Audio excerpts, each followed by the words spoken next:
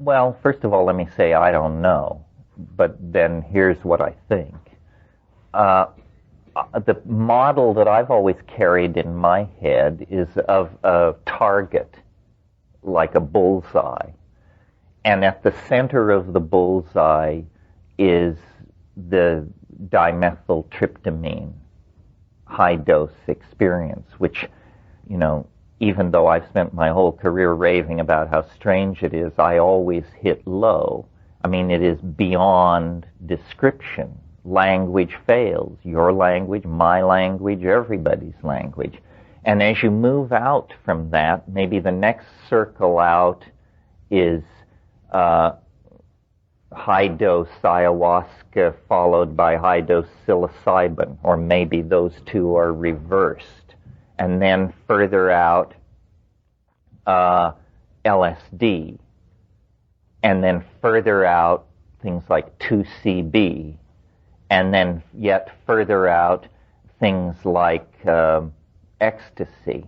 And what's leaving the picture are, first of all, intense three-dimensional hallucinations, then intense two-dimensional hallucinations, and the more exotic transformations of the mental state.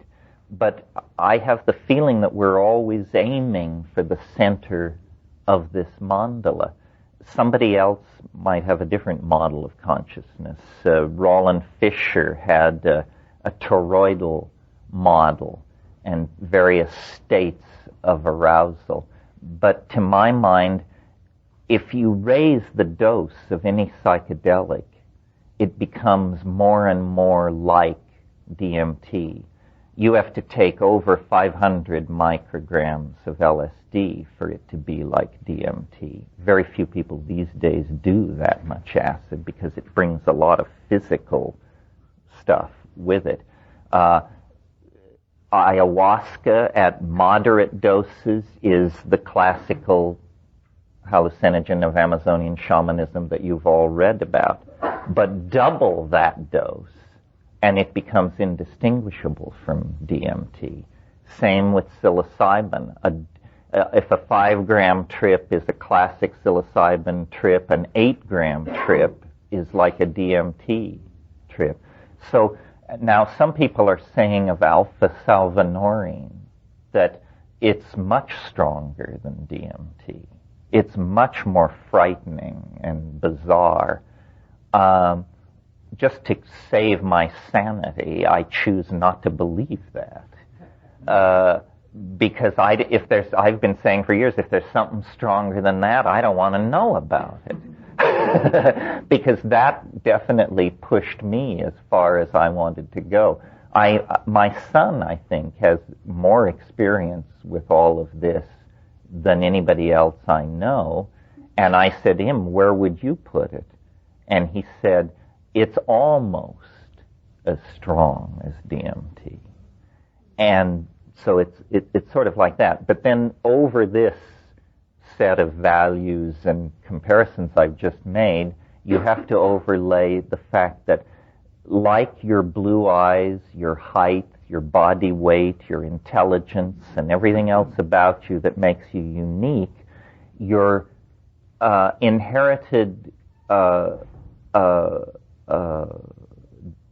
allotment of drug synapses is unique. And this is why some people are sensitive to drugs, some people insensitive, some people extremely sensitive. And one of the things about exploring consciousness with substances is you have to sort of learn what works for you. You may have gotten the idea from hanging out with the wrong people that the way you explore drugs is by doing as many as possible and in as many combinations as possible. I couldn't do that. I have never done that, and I can't do that. My body just can't take it. If I want a more intense drug experience, I take more of one drug. But part of exploring this area is to learn what works for you. For example, the most dramatic and easy to understand example, I think, is cannabis. Most people, after a preliminary brush with cannabis, which may last years, tend to decide that it somehow interferes, or that they have memory problems or feelings of social paranoia, and abandon it. Some small percentage of people experience no short-term memory loss and basically can't live without it. I speak from first-hand knowledge of this condition. So learning what works for you is very important, and then push that to its limits. What fascinates me, I'll just unload my personal opinion on you, are the tryptamine hallucinogens.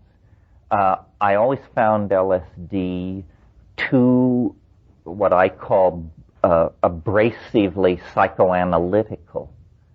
I don't want to endlessly reflect on my childhood upbringing and whether I'm a good or a bad person. I mean, I'll do a little bit of that, but I think I got that under control. I'm not interested in myself in quite the way some people are interested in themselves. What I'm interested in, and what's always been the holy grail for me, are visual hallucinations. And people have said you're a nut on this subject. But the reason I'm so into visual hallucinations is because when I'm seeing something that I could not previously have even imagined, then I am completely convinced I'm in the presence of an other, because I couldn't think that up, and yet I'm looking at it. Low doses of psychedelics, or moderate doses of psychedelics, transform the quality of thought. You think faster, think deeper, think odder, think broader, but you need more for that to burst through into hallucination. And that always has fascinated me it's just, I guess, in my personality. I was thinking some months ago about the books that have really influenced me in my life, and, we try to make a respectable list that makes us seem profound. So, Moby Dick, Finnegan's Wake, Whitehead, say, okay, that's the public list. What are the real books? Well, Bartholomew Cubbins and the 500 Hats, that was a biggie. But a really important book for me was a little book that Aldous Huxley wrote almost as a throwaway. I'm sure he barely gave it a thought. It's a book called The Art of Seeing. Seeing. And it basically, the message of this book can be given in one sentence. Pay attention to what your eyes are telling you. The eyes are it, and it's the visual thing that is so thrilling, so sexy, so infinitely deep. And in that book, Huxley tells you how to look at a painting by basically clear your mind, open your eyes, stand still. That's very important when viewing paintings. Stand still and let it come in. And then he gave advice. And, this is advice which I've seen acted out in both of my children. Incredibly simple advice in the world of child rearing, and incredibly important.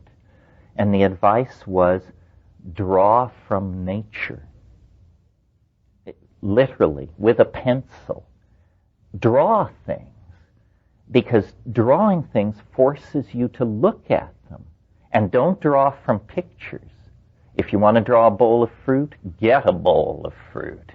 And then what you look at is you see how, you say, oh, I see, when an object is red, its shadows are not black, its shadows are deep pink. And when an object has this curvature, then it spreads light around itself like this.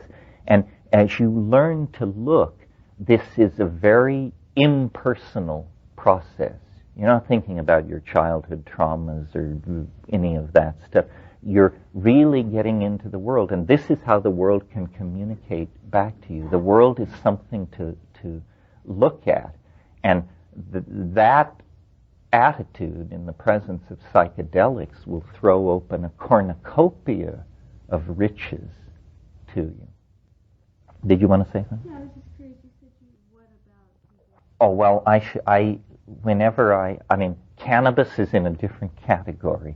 I mix cannabis with air, with light, with being awake, with being asleep. There was a period in my life when I used to awaken at 3 a.m. in order to smoke because I couldn't go from 11:30 to 6 without it. I mean, granted, I was in Asia and the rules were different. No, I don't know what life is like without cannabis. I hear there is such a thing. But, no, what I mean is, I know people who say, well, we had a really far-out time Saturday night.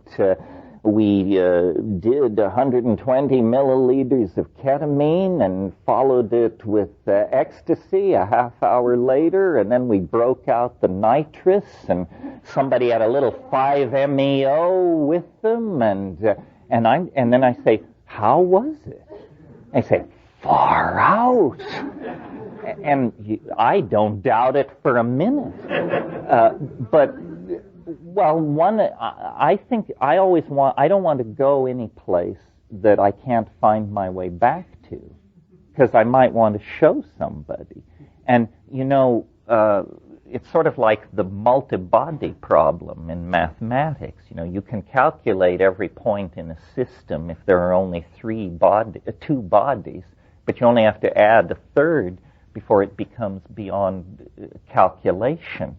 And drug synergies are an absolutely unexplored area. You cannot go to the medical literature and find any papers on what happens when you combine LSD with 2CB. There isn't such a paper on this planet. So if you're going to do that, just know that nobody has ever been there before. And I don't mean intellectually, I mean physiologically. I don't know very much about the death of this writer who calls himself D.M. Turner, but he did die. And his book, his best-known book, is a book that I felt was completely irresponsible because it advocated these multiple synergistic drug doses, stuff like I just said. 2CB plus ketamine plus nitrous plus E plus this plus that. That's not how I would do it. I say, single pure substances, and if you're unsatisfied with the experience, as Dr. Leary used to say, when in doubt, double the dose. But he didn't say, when in doubt, empty the medicine cabinet. Just double the dose. Thank you. And Tim was a pretty reckless and wild-ass kind of guy, so if he took that position, I think we don't have to be ashamed to line up behind that. Yeah. Ketamine. It has a lot of enthusiasts. First thing, the most effective way to do it is by injection. Automatically, this raises flags of alarm for me. I just somewhere picked up the idea that banging things is a bad idea. But let's move past that, because it can be snorted. And anyway, ketamine is what's called a dissociative anesthetic. It is not an alkaloid. It is a veterinary anesthetic. In other words, if you have a racehorse and you need to wrap its tendon or work on it in some way, this is the drug of choice. I cannot deny that the experiences that I had, and I only had 5, were very, very interesting.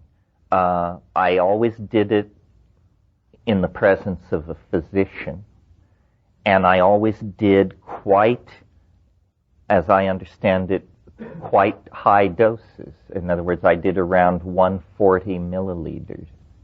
Milliliters. One of the things about ketamine is it's active over a huge range. Some people who roll it into their lifestyle tend to do small doses, like 40, 50, 60. When used as an anesthetic in pediatric surgery and stuff like that, 600 milliliters IV push, that would be like being hit by a freight train moving at 10 times the speed of sound. You would never know what hit you. It's a kind, for me, I'm just speaking subjectively, it was a sort of empty space. It was a light-filled space, and the metaphor that came to me was, it's like a new skyscraper, and they don't have any tenants. So there are these endless hallways lit by fluorescent lights and wonderful water coolers every 300 feet, but there's nobody there. And I talked to Rupert about this because one of the things we've kicked around over the years is the idea that drugs are like morphogenetic fields. And so, for instance, when you take psilocybin, it takes you. And in a sense, you are participating in every psilocybin trip anybody ever had. And because it was taken for thousands of years by Mesoamerican shamans, it's been decorated by them, in a sense. It has their mark on it. And so the morphogenetic field is extremely stable. Nothing you can do in there. You may be able to carve your initials on a picnic table or something, but you're not going to be able to make major changes in that landscape. But suppose you're a drug chemist, and suppose you read one of Sasha's papers where he tosses out the thought that the O-methylation in the 4 position of the trimethoxy isomer of the this and that might be hallucinogenic, and you make it. Nobody has ever taken this drug. It's a synthetic drug. You have made it, and now you're going to take it. And in a sense, if you come down saying this was an incredibly beautiful visionary experience, the next person is very likely to have a beautiful visionary experience. If you come down saying it was nightmarish and I felt bugs crawling under my skin and stuff like this, what's happening is the morphogenetic field is crystallizing around this drug. And the feeling I had with ketamine was it's really pretty undefined territory. The one thing I learned from ketamine, and I actually have to give it credit for this, is I got so loaded on that stuff that I lost the concept loaded. And that's never happened to me before. I couldn't understand what was happening because I couldn't remember what being high is. And so here I am, and I sort of come into awareness, and I say, what is this? And then the answer is, who knows? Next question, who's asking? Answer, who knows? And so I just look at it for a while, and then suddenly, out of left field, this aha experience. I must be stoned. And then it's like everything crystallized. That's it! I'm a human being. I took a drug. I'm lying on the floor. This is a trip. He said, oh, this is a trip. Gotcha. Now I know what's happening. We're having a trip. Okay, let's have the trip. But until I got that sorted out, it was like the biggest, huh? So I would not, I don't prefer it because part of my ethic, I guess you would say, is that you should be able to communicate your experiences. It's almost like an obligation. It's like if you go fishing on our lake, you should give some of the fish to the village. If you go fishing and catch a lot of fish and eat them out in the boat and come back with nothing but bones for the village, then this is kind of bad behavior. So I stay clear of ketamine. I have a bias, it used to be stronger, against synthetic substances. But again, in fairness, I have to say, these drugs, people have different kinds of experiences. Like I've said to people on ketamine, you don't really hallucinate in the way that I want to hallucinate. People say, oh no, I had fantastic, it was beyond DMT. So again, the individual thing. And then what's the final thing? And then just physical things about ketamine. I don't like a drug so strong that the house could burn down around you and you would never bat an eye. And that could certainly happen on ketamine. At height, you have not a clue. They could remove your head and you would not bat an eye. And the other thing I noticed about ketamine is it really sticks to your ribs. In other words, the experience lasts an hour, you come down, but the next day you're driving on the freeway and comes a wave where you say, oh my God, what is this? And I think it sequesters in fatty tissue or something. And so that makes it a little dicey. Hope I didn't rain on anybody's parade here. The people who are into it are passionately into it. I accused one guy one time of being a monopharmaphile. I said, my God, you won't take a drink, you won't have a hit, you won't do... But this stuff, 5 times a day. Well, I'm as interested as you are. I don't have any special information. I did talk earlier in the weekend about this model of the hyperdimensional object intruding into three-dimensional space-time and through the miracle of metabolism, wrapping matter around itself for a few years, and then when the hyperdimensional form retracts out of this lower dimensional matrix, the matter that it's organized simply falls apart. I like that model. My DMT trips, as I think I mentioned this too, I've given it to some Tibetan guys, and they said, you can't go further than that and return. What he actually said was, it's the lesser lights. The lesser lights appear at the beginning of the bardo. The thing about DMT, and we didn't talk about it much this weekend, is that it is an inhabited space. A huge percentage of the people who take it encounter entities of some sort in there, not entities like wombats and foxes, but entities with intelligence of some sort, with language of some sort. Well, remember I talked about the principle of parsimony, of preferring the simplest explanation first? Well, when you have a drug which conveys you into an inhabited space, even the simplest explanation is going to be pretty baroque. Some people, including myself, wanted to leap to the conclusion, well, these must be the aliens. We finally found their hive.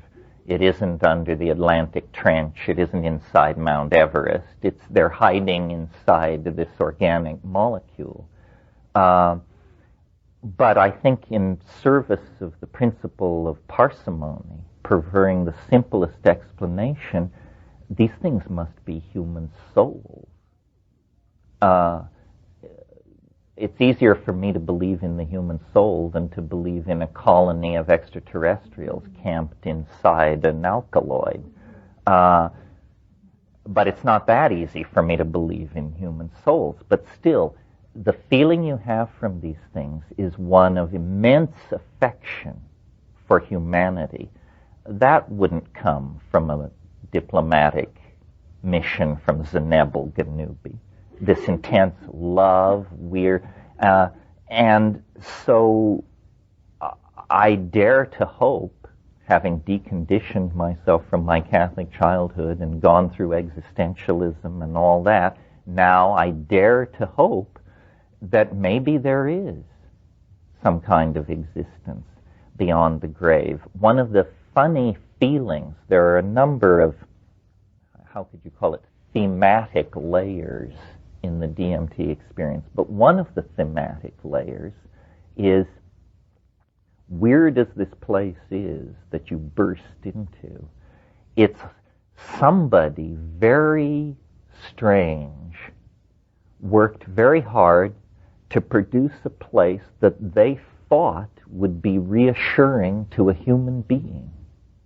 And the analogy, it's stronger than an analogy. The feeling that comes through is, this is like a maternity ward. It's as though you're being born, and these marvelous self-transforming Fabergé crystalline 4D toys that they're handing out in this space may be to them nothing more than the equivalent of those extruded plastic geometric shapes that we hang on a string over a bassinet. And if you ask a child psychologist, why do we do this? They say, well, it coordinates the child's ability to see spatial and so forth and so on. It's very like that. You have been born into an alien world, and the only thing you can do is gape, basically gape in utter amazement. And everyone is surrounding you, and they're saying, welcome, it's okay, be happy. Well, then if it is like a maternity ward, then one can know as much about whatever universe that is as one could deduce about this universe from looking at the four walls of a maternity ward in a small hospital in, say, Salinas. In other words, if you were to actually die rather than smoke DMT, then if we follow this model, then you would be in that place, but there would be no going back to this world after 5 minutes. Instead, there would be the next 5 minutes in that place, followed by the next 5 minutes. And I can tell within hours you would be beyond the reach of all anything you have ever called humanness or thought of. In other words, this isn't a world where one comes back and whispers in the ears of people and bangs doors in the middle of the night. It appears like once out of the body, this incredibly enfolded and compacted field called the soul begins to unfold into its death rite, I suppose you could say. And quickly one would become incomprehensible to this world, and all that is retained is the affection for us in our limited situation. Of course, thinking along these lines, I've looked at the literature of near-death experience. What those people are describing is something far more mundane than a DMT trip. Either they are dumbing down the DMT trip and suppressing the oddness of it, or they're having a quite different experience, because what's being said in the near-death thing, generally, is a tunnel, and then loving relatives, reassuring and familiar people. The DMT thing is a tunnel, but it isn't loving relatives waiting at the end. It's a welcoming committee of professional midwives. And they help you through. So I would suggest, without great heat, that if we want to study the near-death and after-death experience, that actually you come far closer to dying, whatever that means, on DMT than you do in drownings and things like that. Well, any situation can be looked at from a point of view that reveals the whole fractal. In other words, what it's saying is experience is holographic on one level, but linearly sequential on another level. In a way, this leads into, or this is a continuation of this discussion of death, because if we leave off the historical modeling and turn toward the modeling of an individual life with the time wave, then again, there is a message of hope. It says the most novel and amazing thing that will ever happen to you is the last thing that will ever happen to you. And I would like to believe that. I would like to believe that we gather our experience, we become wiser, we meet people, life becomes more novel, we have children, they have children, we have success, we have failure. Our life, you just get, if you're living right, your life should just get more and more baroque, beautiful, complicated, mysterious, and then you die.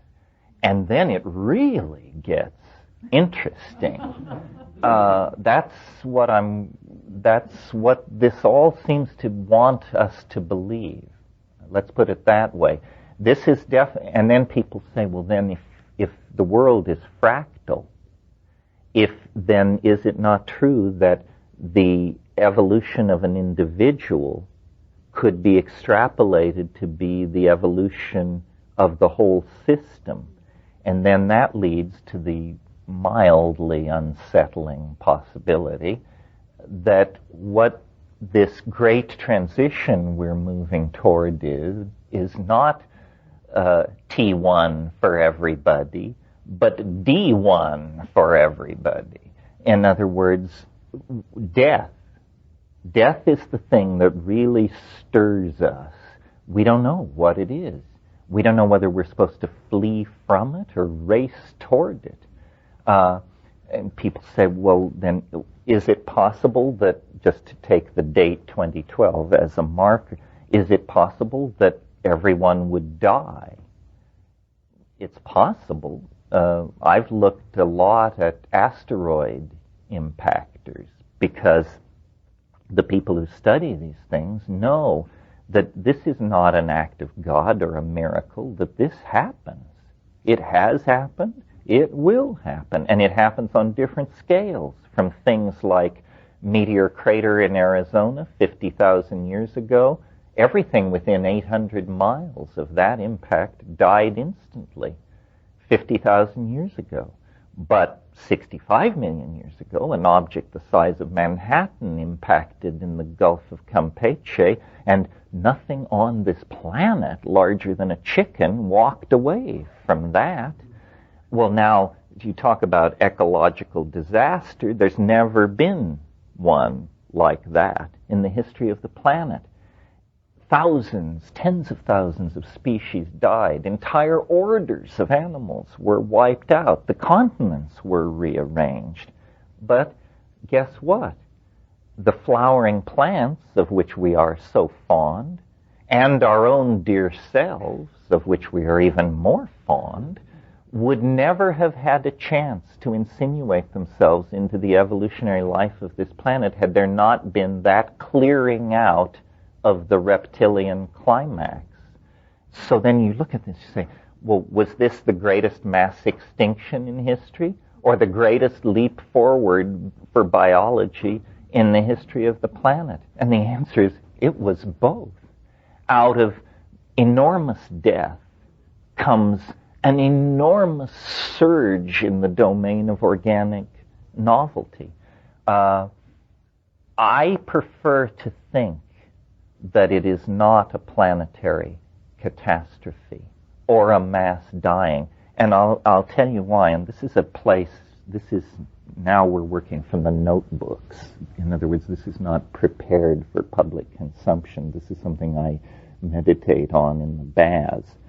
I can't help but notice that as novelty increases in time, according to this model, that the spatial domain of its focus narrows. So, for instance, in the early phase of the time wave, the stars are condensing and the galaxies are forming. We could say that the entire universe is moving toward novelty. But once carbon chemistry appears, the cycles of fusion in stars and production of heavy elements and things like this are stabilized. And the domain of novelty becomes biology. And for 1.5 billion years, biology evolves and adumbrates its forms and moves from the prokaryotes to the eukaryotes to the multicellular. The conquest of the land begins. But then, with the emergence of language-using and tool-using higher primates, in a sense, novelty leaves the domain of organic life. And organic life becomes metastable and evolution and mutation happens. But where the action has moved to is into the epigenetic domain entirely defined on this planet by human activities. And so the human beings are the carriers of novelty. And that has gone on until about, pick a number, but basically 3,000 to 2,500 years ago. And then the novelty seems to concentrate itself in southern Europe. The Greeks take some kind of step that no other people have ever taken. You know, even today, if you go around the world and visit tribal people and ask to see their art, they show you, if you ask to see depictions of human beings, they show you symbolic depictions of human beings. That's what an African mask is. That's what a Sepik River carving is. These are symbols of human beings. The Greek mind crossed an invisible boundary, and somebody said, let's take a block of marble or some clay, and let's not symbolize a human being. Let us make a perfect topological simulacrum of a human being, a face that looks like a face, flesh that looks like flesh.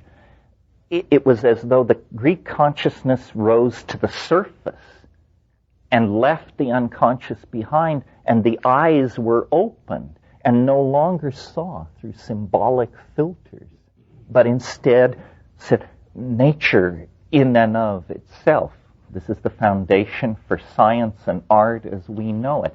So the novelty then was largely in the hands, and largely, I'm rushing here, exceptions are obvious, in the hands of what we call the Greco-Roman mind. And so it has been for a couple of thousand years. Well, then pick a number, 100 years or so ago, it further contracted the novelty. It further contracted itself into the high-tech industrial democracies. And now it has further retracted. One of the problems we're having in our society is there's a bifurcation going on in society. Part of us are going with the new novel technologies that knit us together and make us dimensionless telepathic creatures through the internet. And some people are digging in their heels and saying, oh, no, beyond newspapers I can't go. And so those people are being left behind. They are practicing old-style culture in an equilibrium state. So now it isn't even all of the high-tech populations of the industrial democracies. as we get closer to 2012, if this process proceeds, then the source of novelty will constrict even further. And I guess it may eventually come down to one or two people or a group of people, and maybe those people will make a machine, and then the machine will be the source of the novelty, and all of us will be put out to the pasture of equilibrium and maintain the rest of the world as it was, but the novelty will have focused to some kind of incredibly intense point. And so, looking at it from that model, it's hard to see how it could be an asteroid impact or something like that, because that would affect all biology, all geology. It would completely violate this long-standing tendency of the novelty to concentrate itself. Well, now the Buddhists have an interesting perspective that maybe has something to do with this. There are many schools of Buddhism, and I don't want to get into that, but there are schools which hold the following doctrine, that if a single person could attain enlightenment, then all sentient beings in the cosmos would attain enlightenment instantly. In other words, that only one person or one being has to break through the boundary for the entire state system to collapse and rearrange itself. It's December 21st, 2012, and through the worldwide VRML hookup of the internet, everybody with an IQ above 10 has gathered in the great collective space to witness the first attempt to send a human being through time. And at the World Temporal Studies Institute at La Chorrera in the Amazon, the president of so-and-so makes a speech. The lady time traveler makes a speech. She straps on her helmet. She steps into the machine. The fanfare for the common man is played. A button is pushed. And off she goes into the future. Now, what has always been put against time travel schemes is what's called the grandfather paradox. And this is easy to understand. It goes like this. If time travel were possible, I could travel back in time and kill my grandfather. If I did that, I wouldn't exist, so I couldn't do it. Therefore, there's a closed loop of paradox. Therefore, time travel is impossible. I put this to the mushroom, and it said, well, time travel is possible, but you can only travel backward in time as far as the moment of the invention of the first time machine.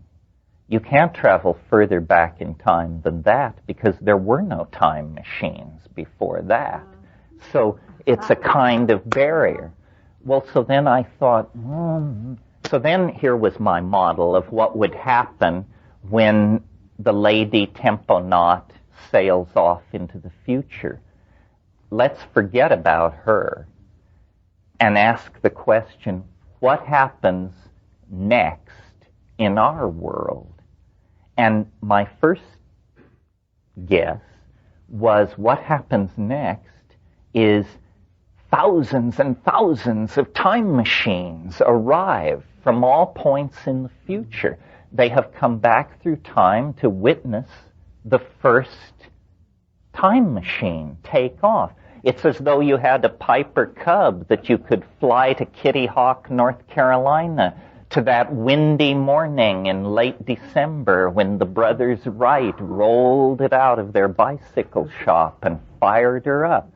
And then I said, well, but wait a minute. We haven't dealt with the grandfather paradox. One of these time machines from the distant future, on its way to the first time flight, could stop off and kill the grandfather of the driver of that time machine, and we haven't gotten anywhere at all. So then I produced a slightly more complicated model, but it works. And so here's what it is.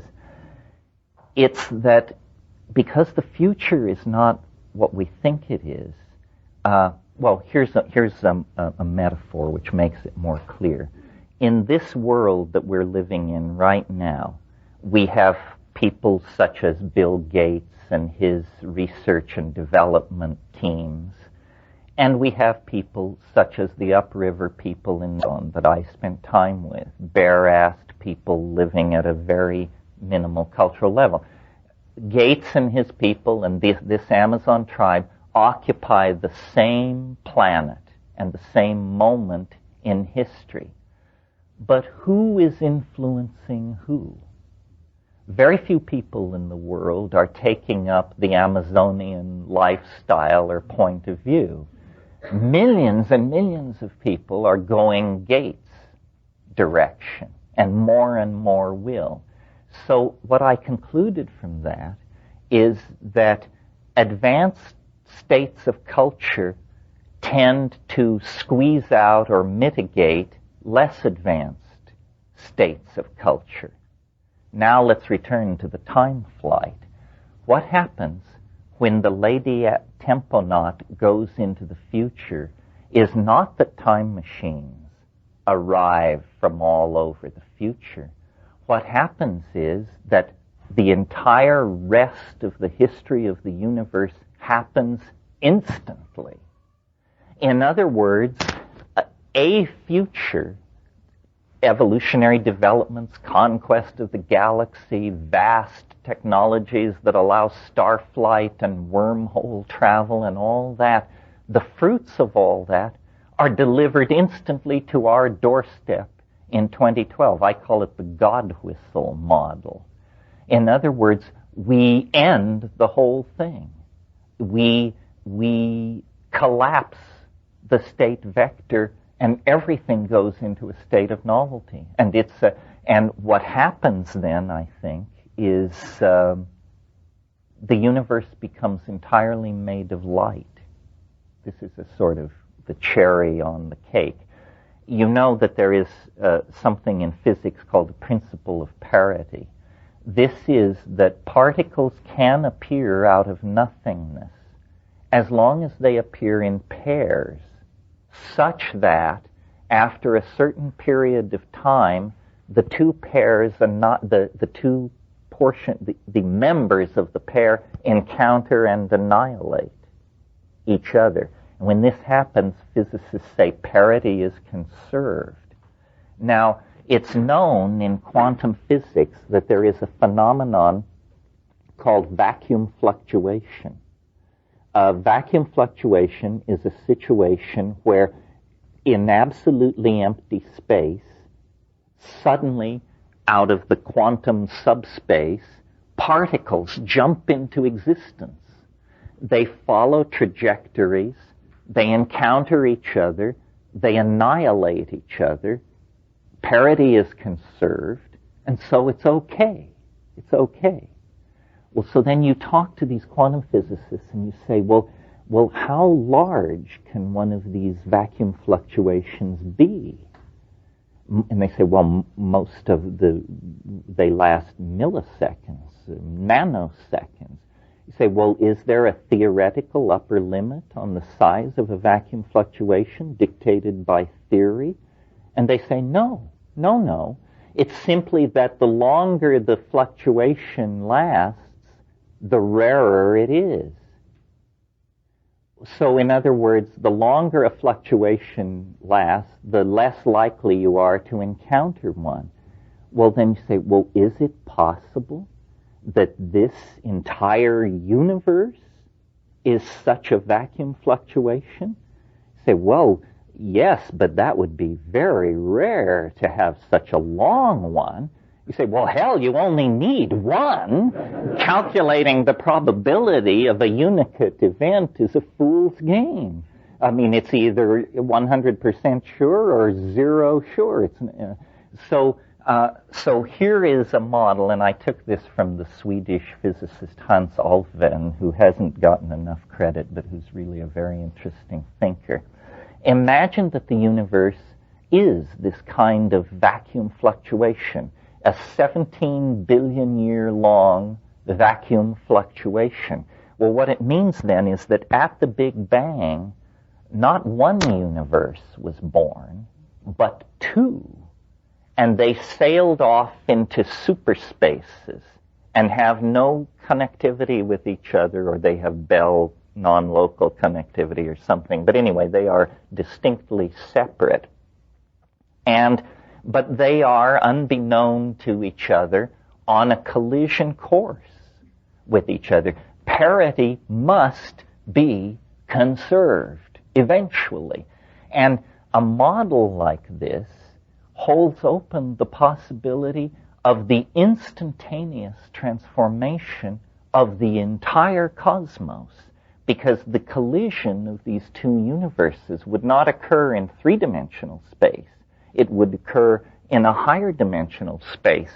So this cosmological model holds out the possibility that all matter in the universe could be instantaneously canceled in this encounter with the antimatter twin that was born at the beginning of the cosmos.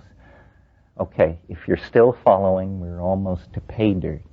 Every particle known to physics possesses an antiparticle, which is locked into this parity-conserving thing I've laid out for you, with one exception, one astonishing and amazing exception.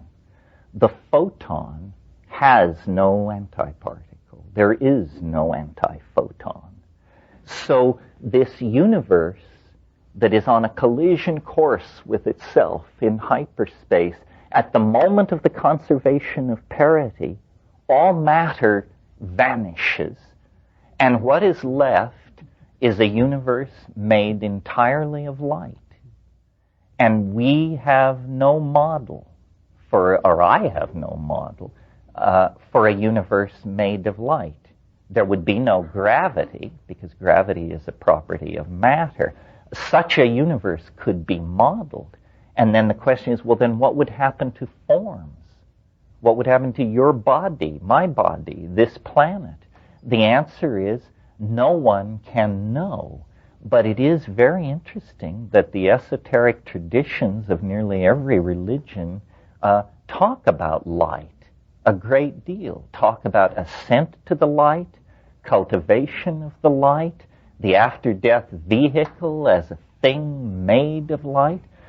So I just put this out here because it occurred to me. My imagination, in an effort to make the assumptions of novelty theory congruent with the known laws of physics, I discovered, this sounds like wild hair stuff, but no violation of the known laws of physics is involved in this scenario.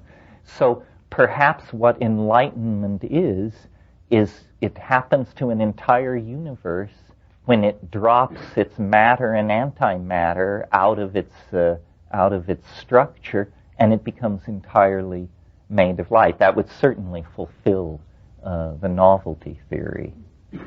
Anyway, that's enough of that malarkey. Well, you see, the way the novelty theory is structured is you have this wave, and it is iterated on different scales. And iteration, if you have a given level, let's call it A, above A is a larger level that is A times 64. Below A is a smaller level that is 1/64th of A. And wherever you are in the hierarchy, this is true. Levels above, 64 times larger. Levels below, 64 times smaller.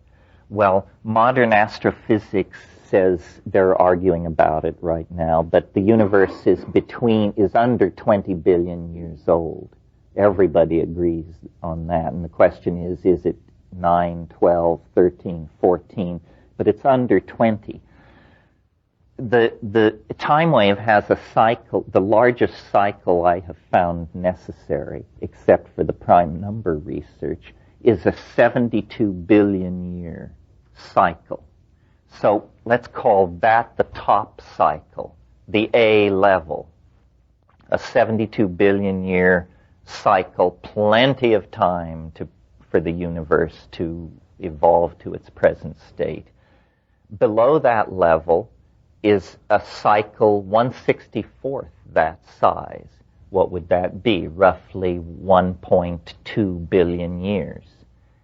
At the initiation of that cycle, I don't know, some dramatic thing happens in biology. Below it is another cycle. If the B level is 1.2 billion years, then the next level is 1/64th of that. I think it's roughly 275 million years. Next cycle, divided by 64, whatever it is, 750,000 years. Next cycle, and you see where I'm going. Well, eventually you get to a cycle that's 4,306 years in duration. That is basically the cycle of late history. I mean, certainly there was history before 4,000 years, but the continuous march of global civilization over the last 4,000 years. Well, then the next cycle down is only 67 years long. And I mentioned it last night, from 1945 to 2012. Each cycle begins with a bang, literally. Below the 67-year cycle, there is a 384-day cycle. And that will run from late 2011, somewhere in November 2011, to the end of 2012. And I call that the year of the jackpot. It's a 13-month year, but the entire history of the universe will be reprised in that 384-day period. Well, then comes a 6-day cycle. By this time, either I will have gently bowed out, or the entire world will be aware of what is happening, because the novelty will be so intense. Imagine a 6-day cycle in which the entire previous 67-year, 4,306 year, up to the top level, are all being compressed and replayed in 6 days. Well, then comes the hour and 35 minute cycle. Then comes the minute and a half cycle. Then comes the 1.3 second cycle. Now, at that point, 1.3 seconds, if we assume that the cycles cannot be iterated beyond the level of Planck's constant, which is 6.55 times 10 to the minus 23rd erg seconds, the way for you to think of that is as a jiffy. It's the grain of the universe.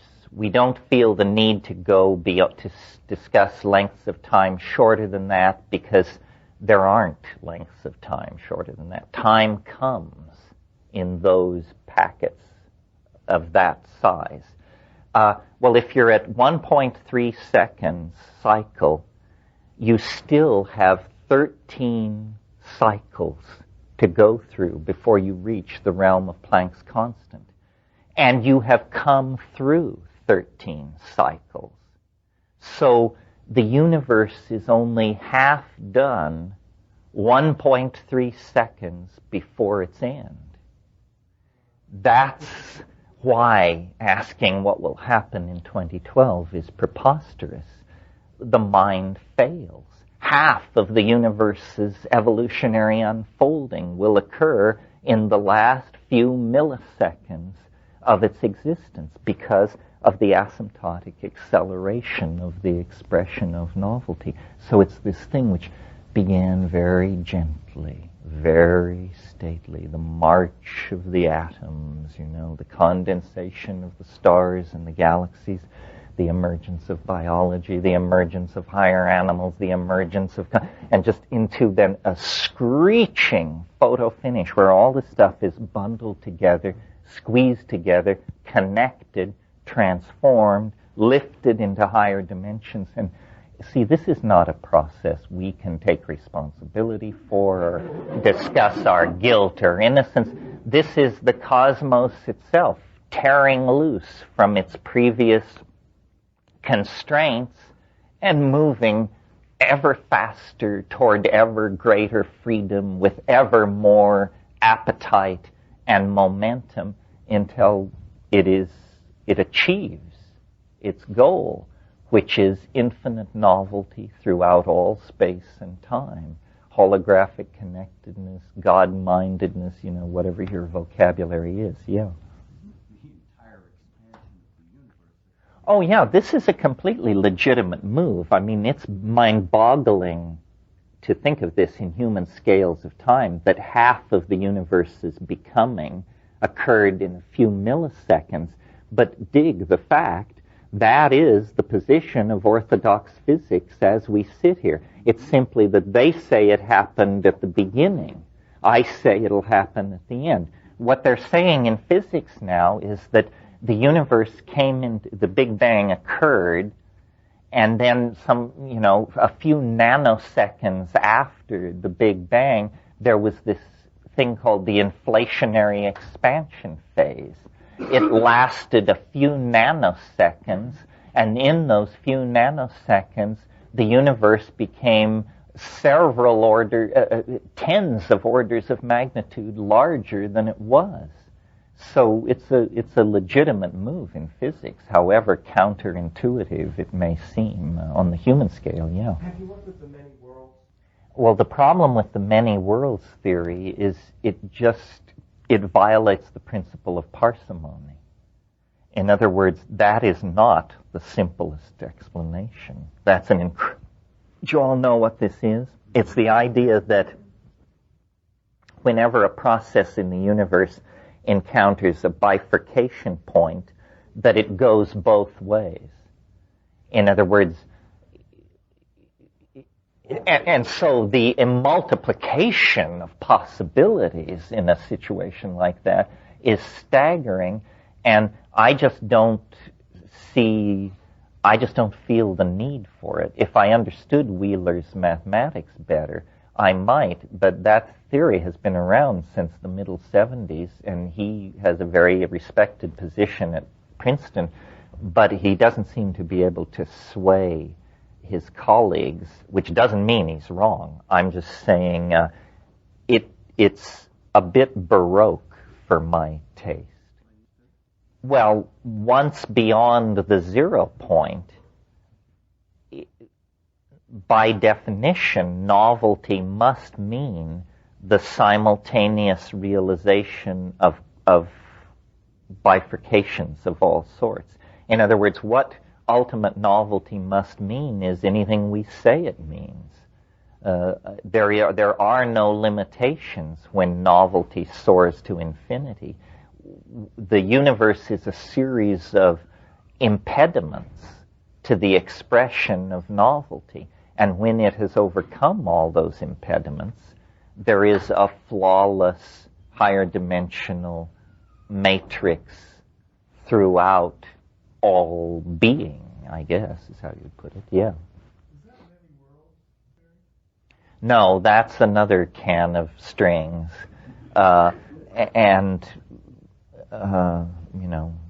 That's a different thing and more exotic. There's a lot of this stuff going around. I am by no means the strangest cat on the block. Is this guy Alan Guth? Have any of you looked at his website? This is a guy who's being paid a salary by MIT, for God's sake. And his thing is all about making universes. And he says we can make universes and put them on the shelf. Made this one in February, botched that one in March, and talks about how the ultimate proof of the direction in which modern physics is moving is to make a universe. After all, if they begin from an area smaller than the diameter of the hydrogen atom, a major laboratory could just stamp them out like hotcakes. Of course, the question is, what are they good for? What do you do with a universe once you've made one? But as an exercise in the imagination, take a look at what this guy is into.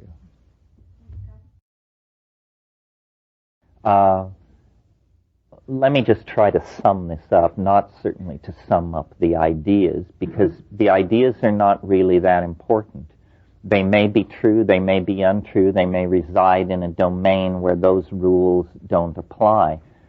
The feeling that I hope you take away from all of this, when you are most self-reliant, maybe you don't understand 10-dimensional vector calculus, then don't use that tool to understand.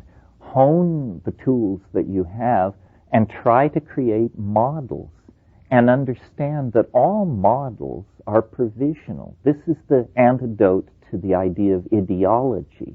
Ideology is when you believe something passionately. Models are when you dispassionately attempt to define the operation of a system, and the word model implies that you are perfectly willing to discard the model when a better model comes along. I mean, get a grip, people. Where is it writ in adamantine that talking monkeys should be able to understand the universe? If you met a termite who told you that he was on a quest to understand the universe, a certain lip-curling cynicism would ensue. Well, do you think you're better positioned than that termite to undertake that? So the thing is to understand what one understands and then to build outward from that. And the tools are mathematics, drugs, attention to phenomena, intuition, community, and inspiration. And these things may not solve your marital problems or increase your earning power, but they will put you in touch with the larger dynamic of being. I think being is most appreciated when it is understood. That's why worship raises my hackles. Worship is what animals do to the mystery, because they can't assimilate or understand it if they even deal with it at all. But true religiosity is signified by honest intellectual efforts to model and understand. And it's by that process that we increase our connectivity to the universe and the depth and richness of our connectivity to our community. That's what it really is all about. That's our glory, to understand, to model, to describe, to explore, to appreciate. So meet me at the waterfall at the top of the river. Thank you very much.